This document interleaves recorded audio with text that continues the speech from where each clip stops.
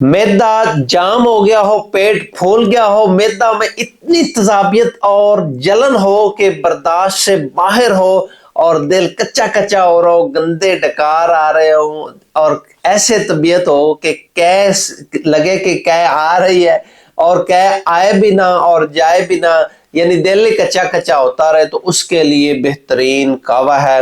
तो आपने करना क्या है, थोड़े से सौंफ लेने हैं, चंद पत्ते पुदीने के डालने हैं, 3 अदद इलायची छोटी खोल के डाल देनी है, और छोटा टुकड़ा मिश्री का डाल देना है, और 1.5 कप पानी डाल देना है। इसको अच्छे तरीके से बॉयल करना, जब 1 कप रह जाए तो इसको पौन के पी लेना। इंशाल्लाह इंशाल्लाह 5 मिनट के अंदर अंदर आपकी जलन, तजाबियत और गैस, कब्ज इंशाल्लाह खत्म हो जाएगी, और आप बिल्कुल अच्छे भले हो जाएंगे, सुकून हो जाएगा इंशाल्लाह।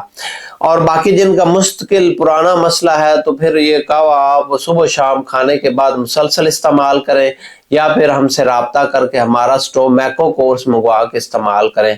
इंशाल्लाह अल्लाह खैर करेगा, आप फिट फाट हो जाएगा।